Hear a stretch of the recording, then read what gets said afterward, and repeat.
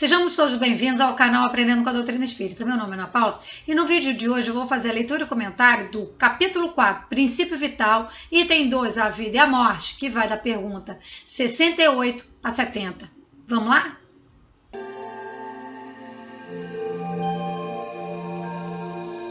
Título 2, a vida e a morte. 68. Qual é a causa da morte nos seres orgânicos? A exaustão dos órgãos. 68A. Pode-se comparar a morte à cessação do movimento numa máquina desarranjada? Sim, pois se a máquina estiver mal montada, a sua mola se quebra. Se o corpo estiver doente, a vida se esvai. 69. Por que uma lesão do coração, mais que a dos outros órgãos, causa a morte? O coração é uma máquina de vida, mas não é ele o único órgão em que uma lesão causa a morte. Ele não é mais do que uma das engrenagens essenciais. 70. Em que se transformam a matéria e o princípio vital dos seres orgânicos após a morte? A matéria inerte se decompõe e vai formar novos seres. O princípio vital retorna à massa. Comentário de Kardec. Após a morte do ser orgânico, os elementos que o formavam passam por novas combinações, constituindo novos seres que aurem na fonte universal o princípio da vida e da atividade, absorvendo e assimilando para novamente o devolverem a essa fonte, logo que deixarem de existir. Os órgãos estão, por assim dizer, impregnados de fluido vital. Esse fluido dá a todas as partes do organismo uma atividade que lhes permite comunicarem-se entre si, no caso de certas lesões, e restabelecerem funções momentaneamente suspensas. Mas quando os elementos essenciais do funcionamento dos órgãos são destruídos ou profundamente alterados, o fluido vital não pode transmitir-lhes o movimento da vida e o ser morre. Os órgãos reagem mais ou menos necessariamente uns sobre os outros. É da harmonia do seu conjunto que resulta essa reciprocidade de ação. Quando uma causa qualquer destrói essa harmonia, suas funções cessam como um movimento de um mecanismo cujas engrenagens essenciais se desarranjaram, como um relógio gasto pelo uso ou desmontado por um acidente que a força motriz não pôde pôr em movimento. Temos uma imagem mais exata da vida e da morte no aparelho elétrico. Esse aparelho recebe a eletricidade e a conserva em estado potencial, como todos os corpos da natureza. Os fenômenos elétricos, porém, não se manifestam enquanto o fluido não for posto em movimento por uma causa especial. E só então se poderá dizer que o aparelho está ativo. Cessando a causa da atividade, o fenômeno cessa e o aparelho volta ao estado de inércia.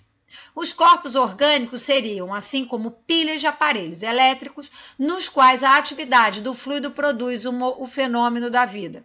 A cessação dessa atividade ocasiona a morte.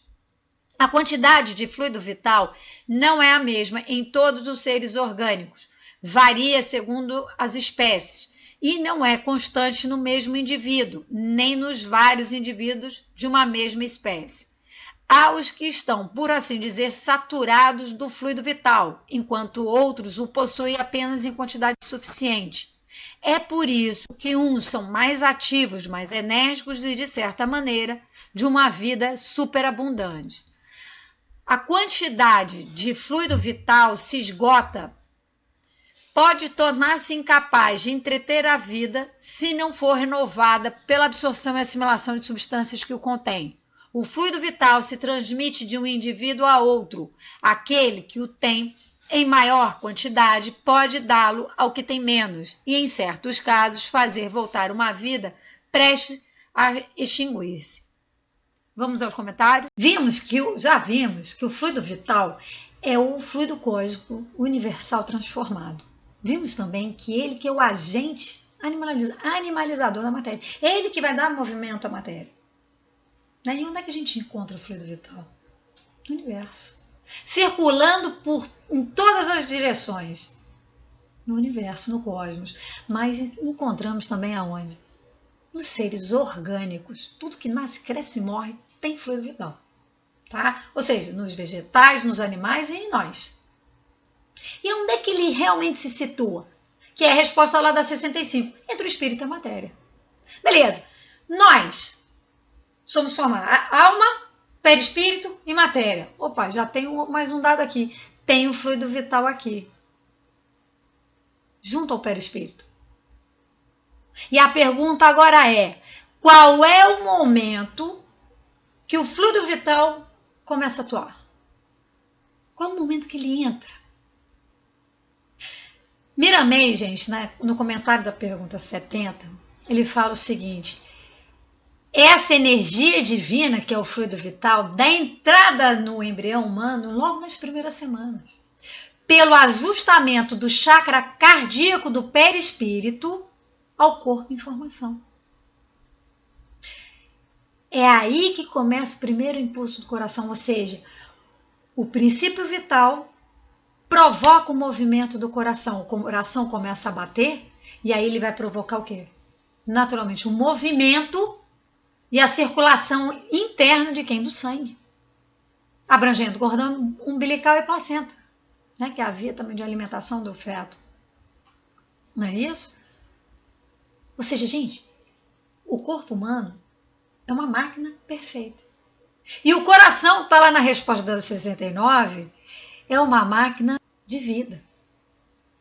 É a partir do movimento do coração que vai começar toda a forma, né? Vai dar a circulação do sangue e por aí vai.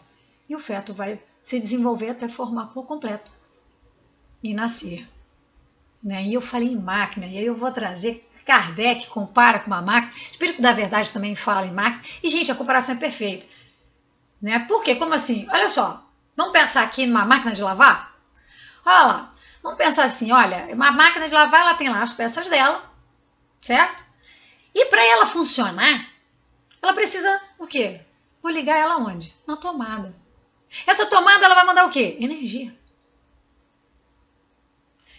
E vai provocar o quê? Um movimento. O funcionamento, o movimento que é da máquina. Vamos olhar para a gente? Nós temos uma máquina perfeita. Coração, pulmão, estômago, cérebro e por aí vai. Quem é que vai liga na tomada? E aí o primeiro, né? É o coração que provoca o movimento do coração. É o fluido elétrico animalizado. Porque o fluido vital também é denominado de fluido elétrico animalizado, fluido magnético, o princípio vital. Isso é tudo mesmo, está falando a mesma coisa. Certo? Ou seja, é essa energia que vai provocar o movimento do corpo. Vou mais além. Eu posso aumentar ou diminuir a vida útil dessa máquina. Porque olha só, se a gente pega, vamos pegar a máquina de novo, a máquina de lavar vem lá dizendo, olha, ela suporta 8 quilos. Mas só que eu sou teimosa, falar, não tenho saco, não, eu só mais um pouquinho, e eu sempre coloco ela até onde tampa o tambor dela, vamos dizer assim, né? Ou seja, eu ponho mais de 8 quilos. Ela vai funcionar? Olha, ela até vai. Ela vai uma, vai duas, vai chegar uma hora que ela vai dizer, olha, eu não estou aguentando mais. Né? Eu chamo isso de esmerilhar a máquina. Né? Às vezes tem gente que esmerilha carro, tem gente que esmerilha aspirador de pó, máquina de lavar e por aí vai. Ou seja, o que vai acontecer? Você vai diminuir a vida útil daquela máquina. Agora, você pode aumentar? Podemos. Se a gente atende como ela é para funcionar realmente, eu vou. Né? Eu posso até largar essa vida útil dela. Não é isso? Mesma coisa com a gente. Se eu começar a abusar, eu trago um exemplo meu, gente. Eu sou alucinada com torresmo e gordura. Olha, carne é a parte da gordura. Né? E uma vez que eu fiz uma viagem, eu fui subindo, né? Minas, depois Centro-Oeste, aí que eu comecei. Gente, chegou uma hora, meu fígado falou, para porque eu não estou aguentando mais. Não dá, por mais que, né, a gente faz a compensação, né, com limão, com cebola, para ajudar ali né, mas o fígado chegou, apitou, não, eu não aguento mais. Tudo bem, parei. Falei, realmente não está aguentando, vamos diminuir aqui, senão não vai dar bom. Mas eu podia fazer o quê? Continuar. E o que vai naturalmente acontecer? Vai chegar uma hora que já não vai dar mais. Concordam? Eu trouxe um exemplo, né? Mas tem vários outros. Se a gente parar para pensar e olhar, a gente vai ver vários outros exemplos. Agora, eu também posso aumentar. A partir do momento que eu cuido como eu devo cuidar do meu corpo, da minha máquina, eu posso aumentar. Assim como na máquina. Percebam? E a máquina também ela vai ter uma vida útil, né? Que com o tempo de uso vai haver um desgaste natural das peças, que você pode até, ou se não, uma peça lá pifar, e aí o que acontece? Você liga na tomada, você tem energia, mas acabou, não funciona. Não adianta vir energia porque não tem mais peça, a peça está desgastada, acabou, já deu. E tem casos até que troca e não adianta mais, né? A gente também. Com o tempo, vai ocorrer um desgaste natural dos nossos órgãos. Não é porque abusou, é porque tem um desgaste natural. E aí, a gente vai chegar na resposta da pergunta 69. Não, desculpa, 68. Causa da morte. Exaustão dos órgãos. Vai exaurir. E normalmente isso ocorre na velhice. Percebam? Mas é só essa causa da morte? Não, a gente pode pegar pessoas jovens e ter exaustão de órgão, concordam?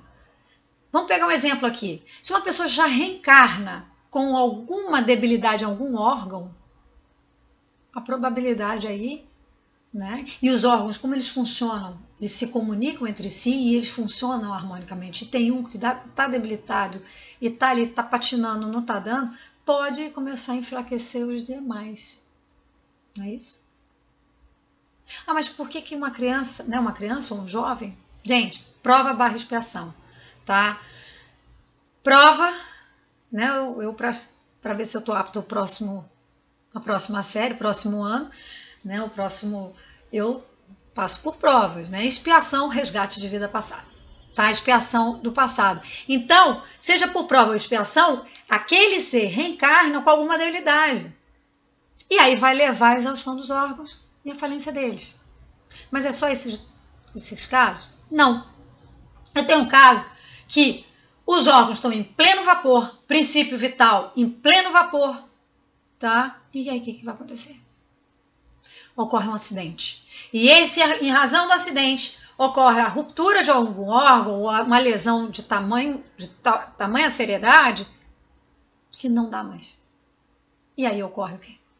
A falência, né? E aí entra em falência, em desorganização e em desarmonia. E aquele corpo perece. Certo? Fluido vital volta para a massa, resposta da 70, e o, né, espírito e perispírito vão para a pátria espiritual. Beleza. Já vimos o que é o fluido vital, onde ele se encontra, qual o momento que ele começa a atuar no embrião. Tá? E quanto à quantidade? Será que eu vou nascer com X e vou morrer com X? Será que a mesma quantidade que eu tenho é a mesma que a sua? Será que é constante isso? Vamos ver? Olha o que o Kardec fala quando ele comenta a pergunta 70. Eu vou trazer só os últimos parágrafos, tá, gente? Olha lá. A quantidade de fluido vital não é a mesma em todos os seres orgânicos. Varia segundo as espécies. E não é constante no mesmo indivíduo, nem nos vários indivíduos de uma mesma espécie. Aos que estão, por assim dizer, saturados do fluido vital, enquanto outros o possuem apenas em quantidade suficiente. É por isso que uns são mais ativos, mais enérgicos e, de certa maneira, de vida superabundante. A quantidade de fluido vital se esgota. Pode tornar-se insuficiente para a conservação da vida, se não for renovada pela absorção e assimilação das substâncias que o contêm. O fluido vital se transmite de um indivíduo a outro. Aquele que o tiver em maior porção pode dá-lo a um que o tenha de menos e, em certos casos, prolongar a vida prestes a extinguir-se. Quantidade de fluido vital não é a mesma no reino vegetal, no animal e nem no nominal. E mais, dentro da mesma espécie, ela não é constante. É possível ter um ser humano com fluido vital em abundância e o outro com suficiente. E fala mais que o fluido vital é possível, né, se transmitir fluido vital de um indivíduo ao outro. Gente, quando eu li isso, o que eu pensei? Passe. Né? Através do passe, transmite o fluido vital. Não só, né, mas também. E quem opera isso? A espiritualidade. Né? Mas não foi só isso que veio, não, gente. Quando eu li, eu falei, ué, ectoplasma. Fluido vital é a mesma coisa que ectoplasma? Cuidado. Fluido vital é fluido vital. Ectoplasma é ectoplasma. Tá? O ectoplasma, gente, é uma substância que é produzida por nós e exteriorizada. Tá? Ele tem um aspecto esbranquiçado, tá? Viscoso. É possível ver isso se entrar no Google, coloca, né, fotos de materialização, tá? É possível ver, porque o ectoplasma, que durante o transe, o ectoplasma é exalado pelos orifícios do corpo, aí nariz, boca, ouvido, né, e por aí vai. Então, o que acontece? E o ectoplasma é produzido por nós. Fluido vital é do cosmos. O fluido vital é aquele que provoca movimento no nosso corpo. Ectoplasma é produzido pelo nosso corpo, por nós. Tá? Agora, os dois têm como origem o fluido cósmico universal, certo? E sem o fluido vital eu não tenho ectoplasma, porque eu preciso estar encarnada para ter ectoplasma. Agora, uma coisa é uma coisa, outra coisa é outra coisa. Voltando a falar sobre a questão da constância do fluido vital, gente, né? A quantidade não é a mesma dentro do mesmo indivíduo. Ou seja, vamos pegar um ser humano. O ser humano começa com um X de fluido vital, ele não vai terminar com esse X. Tá? Por quê? Porque no curso da vida, o fluido vital vai se esvaindo, dependendo da forma de vida, dependendo de uma série, né, de fatores e variáveis. Aquilo não é constante, vai alterar. E Kardec fala, olha, o fluido vital se esgota e pode tornar insuficiente para a conservação da vida, caso não seja renovada a absorção do fluido vital. Aí eu vou trazer Miramês, gente. Miramês, ele fala, ele pontua formas, tá, de absorção do fluido vital, os meios de abastecer a força vital. Ele traz 3, tá? 1, através do hálito divino, 2, através dos alimentos e 3, através da mente. Vamos ver cada um. Hálito divino, ele fala, centros de força extraem do mesmo ar que respiramos o hálito divino, abastecendo de força vital a forma física. Ok, ar. Ar é ser inorgânico, que tem como fonte fluido cósmico universal. Que seríamos de nós sem o ar, né, gente? Assim como o ar, a gente tem a água, a gente tem, né, a natureza, temos um mar, né? Isso tudo exala hálito divino, né? A presença de Deus está ali. E isso alimenta, abastece nossa força vital. Alimentos. Ele fala, bem triturados, deixam escapar a sua estrutura intrínseca, essa força poderosa. Os alimentos trazem em si, né, substâncias necessárias para o nosso corpo. Não é isso? Seja nos vegetais, seja nos animais, para quem come, se alimenta de carne animal, ela nos abastece. E ele fala a mente é mais fácil, né? Menos complicado da gente falar, mas eu acho que é mais complicado a gente exercer, que é orar e vigiar. Não é isso? Quando a gente eleva o nosso pensamento, quando a gente tem um pensamento positivo, a gente sente, né, se sente mais forte, se sente mais consistente, se sente melhor. É ou não é? Gente, quando a gente está vivendo um ambiente alegre, né, genuinamente, né, feliz, a coisa em harmonia, não é bom? A gente não sente, né, consistência, sente, gente, que coisa boa. E sai com a impressão boa. E isso alimenta. São esses, a gente é buscar, né? Aprender a buscar na natureza, aprender a buscar fora, aí fora e dentro, o que abasteça a nossa força vital. Porque está nas nossas mãos. Aumentar ou diminuir a nossa vida útil. Assim como da máquina. Não é isso? O raciocínio é o mesmo. Está nas nossas mãos. Certo? E para fechar, gente, eu vou trazer aqui o que Miramês comenta lá no final da pergunta 70. Olha lá, na vida nada se perde. A própria matéria tem um condão maravilhoso das mutações. A força vital é o beijo da luz em seu cientismo permanente. E o espírito é o amor de Deus, com o atributo de seu coração para os corações de seus filhos, mostrando-lhes os caminhos que levam à felicidade. Né? Nada se perde, gente. Tudo se transforma. Né? Tudo está em transformação. Tanto a matéria quanto o espírito. Certo? Eu fecho aqui os comentários. E para fechar o vídeo, gente, eu quero lembrar que a gente está em setembro, né? Setembro amarelo, né? O mês escolhido para valorizar a vida. Não que a vida não deva ser valorizada todos os dias. Deve, sim, ser valorizada, ser cuidada, não só a nossa, como também aqui, daquele que está ao nosso lado. Né? Mas setembro foi aquele mês escolhido, né? Para dizer sim à vida, para fazer a campanha pela vida, dizer não ao suicídio. Né? Muitos suicídios podem ser evitados se a gente tiver um ouvido, um acolhimento.